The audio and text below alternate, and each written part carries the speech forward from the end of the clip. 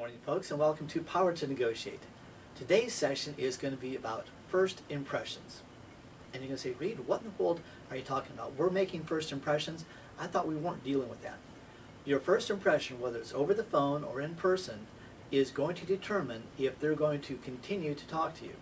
So over the phone, the first thing that we did was we introduced ourselves, we asked for permission to talk with them, we found out what their situation was, we tried to set up an appointment. When you go out to meet with them, I want you to, first of all, be dressed nicely. For ladies, that means dress professionally, blouse and a skirt, blouse and slacks. For gentlemen, I want you to be dressed professionally, pants and a shirt and a tie.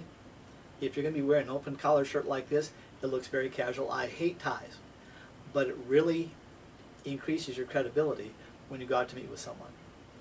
Shake their hand.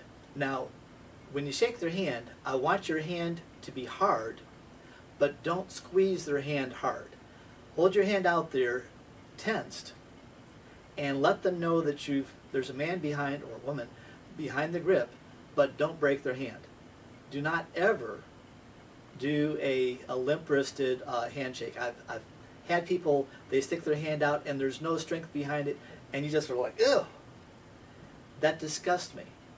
And it disgusts most people. So if you're going to hold your hand out there, hold it out and match their pressure, but hold your hand firm and let them go ahead and shake hands with you. Look them in the eye, and if you want to, what you can do is you can shake their hand and reach out and grab them by the elbow and continue to look them in the eye as you're shaking hands with them. That's a little bit aggressive. You might not want to do that when you're first starting out, but that's a way to really gather control of the situation. You want to make sure that you have used mouthwash, and what I would do is if you say, Reed, I can't afford the expensive mouthwash, get some of the brand name mouthwash that's a knockoff. Get a huge jar, and then get a smaller jar and keep that in your car all the time. And you can fill it up and take it with you everywhere. But you always want to have fresh mouthwash. You want to brush your teeth, you want to have your hair combed or polished. You want to look in the eye, ask them questions. Ladies, you will notice that if you wear a very revealing cut blouse, men will have a tendency to drop their eyes. Don't. Have it up to your neck so that you don't tempt men, because the first thing, you want to be viewed as a professional and not that type of professional. You want people to think of you as a person that can solve their problems, and too much sexiness really puts a damper on things. Men, if you are clean shaven, that is a very big plus. If you have a couple days growth beard, you look like a bum. Just be real honest. And if you want to have that look, you can do it. It's just going to take you a lot more work to overcome that. And why work harder?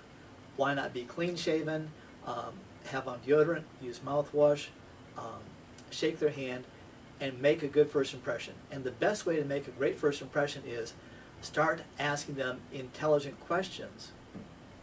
And one of the questions you might want to ask is, I don't know if I can help in your situation, but I do know how to find out. Do you mind if I ask you a few questions? You're asking permission to ask questions. If I just start out, how much do you owe on your mortgage? You haven't asked permission to ask that yet. You haven't earned the right to ask those intimate questions. So ask permission to ask questions, tell people why you're asking, and the benefits to them if they go ahead and tell you. Sam, I don't know if I can help. Right now, your entire life is a mystery to me. But you know what? I know how to find out. What I'd like to do is ask you a few questions, and here's what I'm going to do. Until I know your situation, I don't know the solution. And if I gave you a stock solution, it might not work for your situation. Would that make sense? So what I'm going to do is I'm going to ask a few questions, and if I'm too personal, just go ahead and say, Reed, that's way too personal, back off, and I'll understand, I won't be offended. But I just want to know how I can help with your situation. Might not be able to, good chance I really can, but I won't be able to know until I ask you a few questions. And then start off with some really unobtrusive questions, such as, tell me a little bit about the house. How many bedrooms, how many baths, how long have you owned it, what price did you buy it for? What was your mortgage when you first got it? Any additional mortgages? Okay, what do you own it right now? Are you current on your mortgage? Don't ask people if they're behind.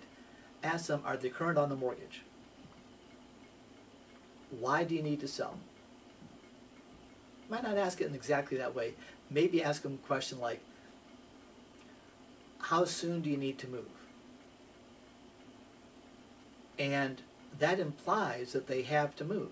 Well, if they're trying to sell, they have to move. And let them tell you, is there anything else I need to know?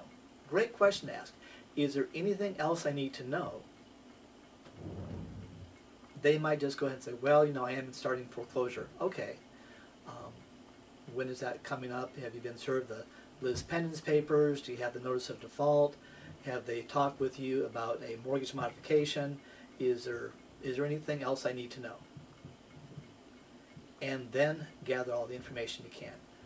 But it's all about a first impression that opens the door to ask questions, that opens the door to gather information, that opens the door to ask more questions, that opens the door to ask more questions, that opens the door to ask really important questions, that opens the door to saying, would this solution work for you? Use the professional process and find out if you can find a solution that will work for them. Now, you're not negotiating against them, you're negotiating on their behalf. You're a problem solver, you're not trying to steal from them. Does that make sense? And it all starts with the first impression. So make it a good one.